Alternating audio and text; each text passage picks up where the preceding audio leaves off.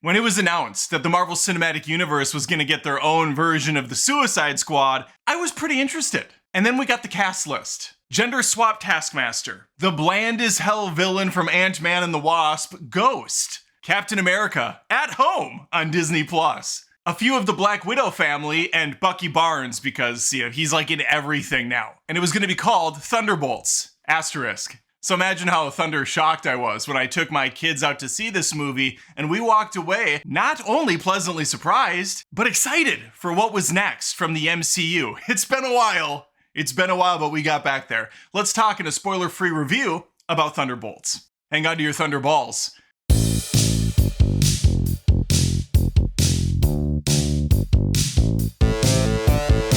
If you find yourself enjoying this video along the way, please think of subscribing and hitting the notification bell. Honestly, you'd be thunder nuts not to. All right, I'm done with the puns. Let's talk about the film. What we have here, friends, is a just over 2-hour PG-13 affair with a ragtag group of people assembling together to take on a mysterious new threat. Kinda sounds like every single Marvel movie, sure, but there's more going on under the hood. Florence Pugh is going to be the focal character of this movie, and we're catching up with her in a bad time in life. She's having a hell of a case of the Mondays in this film.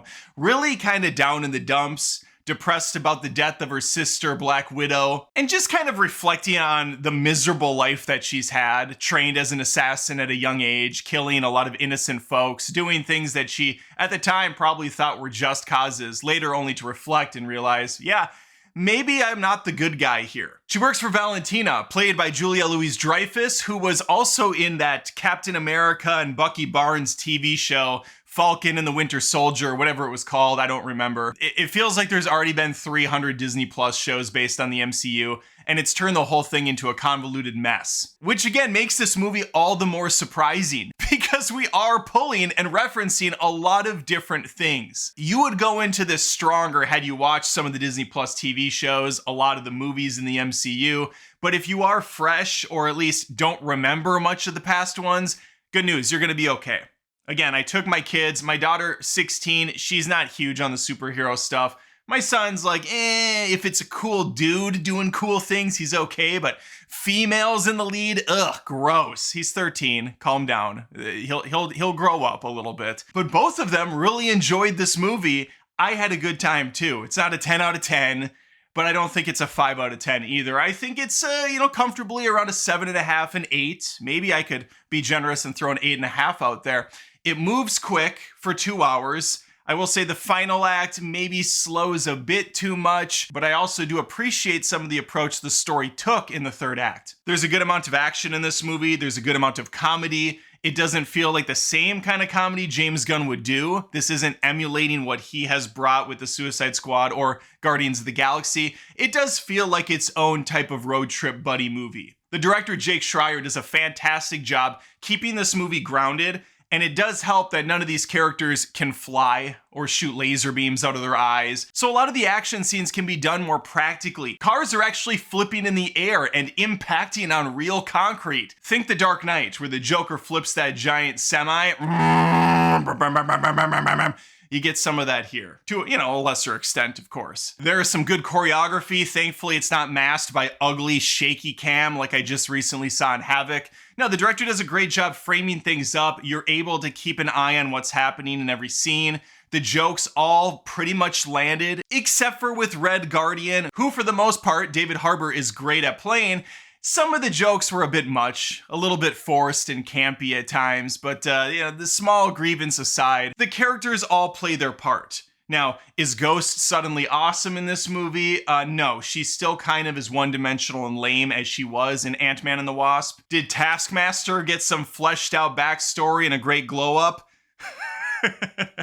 No, she doesn't. But Florence Pugh is more than making up for it as Yelena. She is great in this movie, like she typically always is. Besides her, our fake Captain America, John Walker, also was a nice addition to this cast. I mentioned Julia Louis-Dreyfus. I did not expect her to have such a large role in this film. It was nice. I'm a big fan of this actress. Love her in Seinfeld. She's brilliant in Veep, and here, no exception. I really enjoyed her more competent Amanda Waller approach. Don't get me wrong, Viola Davis is no slouch, but her character was so bad in the first Suicide Squad movie. Just completely inept. She had the stupidest plans ever, and the dialogue that she was given, oh my god. I threw him in the hole and I threw away the hole. Unfortunately, no one in this movie at any point says, so what, are we some kind of Thunderbolts squad? That would have been funny, but no, that did not happen. This is thankfully a pretty damn contained storyline. And I am 100% serious when I say I'm actually excited for Fantastic Four and what they're gonna bring next. After some incredibly big misfires from this studio, the Eternals, Ant-Man and the Wasp Quantum Shidia, Snore, Love and Dunder, and a string of these pretty awful Disney Plus TV shows, it seems at least that they're kind of starting to course correct. And seeing that they were able to take some of the lamest characters from their franchises and make this team fun and engaging, that shows me that, hey, maybe Disney's learning some lessons and they're going to take their time again to build up some proper stories. Because that's probably the best praise I can give Thunderbolts. It's more than just punching and shooting people this time around. There's plenty of that, and I think it all works really well, but we're dealing with a set of characters that feel like they've been thrown on the island of misfit toys in Rudolph the Red-Nosed Reindeer. They have no real purpose. They feel lost. They're floaters, not sure what to do. And so forcing them to come together under some pretty dire circumstances makes for an interesting story. We get to dive into some of the psyche behind these characters, some of the loss that they've felt, some of the darkness they've left caged inside. And some of them are even harboring a very real, very serious silent passenger that people that don't have superpowers relate to.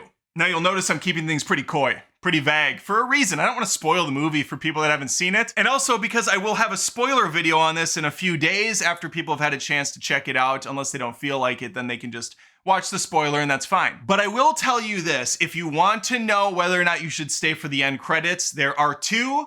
There's one right away, and then there's another one after you have to sit through, your 4 or 5 minutes of all the people that work on these movies. You get one at the way end. Is it worth it? Let me work it. I think so. I think it's a fine, it's better than some of the last few we've had, which were atrocious. The bar's not set very high, but no, it's a good hype kind of ending that I think's worth sticking around for. There's some good jokes in there as well. Overall takeaway, Thunderbolts was good. I kind of expected I would enjoy this one going in. Thankfully, I was not disappointed. It was actually a bit better than I thought it would be. But now I want to hear from you. Let me know in the comments below if you've seen this one, or maybe I hyped you up a little bit to go check it out. I'm curious where you're at with the MCU. I'm not like very high on it, but this did definitely get me a little bit more fascinated for what's around the corner. Please, again, maybe think of subscribing and liking this video. I post content every single week on the channel several times. Would love to have you stick around. And so now if you'll excuse me, I have to thunderbolt over to my spoiler video.